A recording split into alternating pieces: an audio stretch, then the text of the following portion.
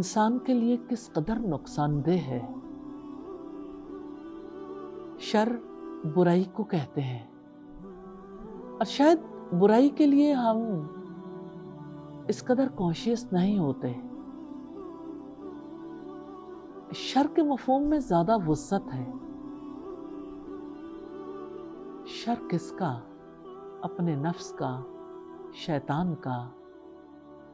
और फिर इंसान क्यों ना अल्लाह की पनाह मांगे कि इंसान अपने आप को किसी बुराई में मुब्तला कर दे या किसी और मुसलमान को मुलव्विस कर दे।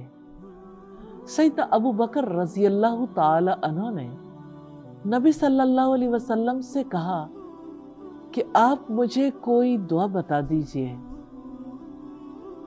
आप सल्लल्लाहु अलैहि वसल्लम ने फरमाया,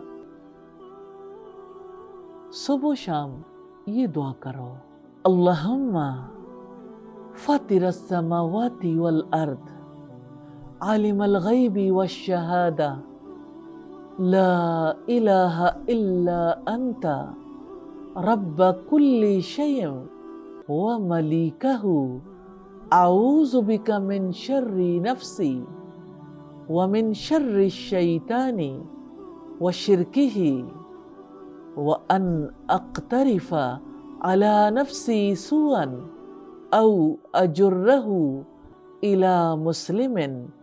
ए अल्लाह, आसमानों और ज़मीनों के पैदा करने वाले, खुली हुई और पोशीदा चीज़ों के जानने वाले, कोई माबूद बरहक नहीं है सिवाय तेरे।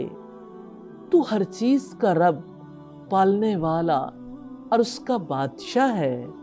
ए अल्लाह, मैं तेरी पनाह चाहता हूँ अपने नफ्स के शर से, शैतान के शर और उसके जाल और उसके फंदों से, और मैं तेरी पनाह चाहता हूँ इस बात से कि मैं अपने आप के खिलाफ कोई गुनाह कर बैठूं या उस गुनाह में किसी मुसलमान को मुलव्विस कर दूं।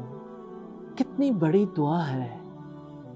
सैयदना अबू बकर चाहते थे, इसलिए उन्होंने कहा, अल्लाह के रसूल, मुझे कोई ऐसी दुआ सिखा दीजिए जो मैं अपनी सुबह शाम की दुआओं में रख लूं। तो आप सल्लल्लाहु अलैहि वसल्लम ने ये दुआ सिखाई। आप भी अपनी सुबह शाम की दुआओं में रख लीजिए,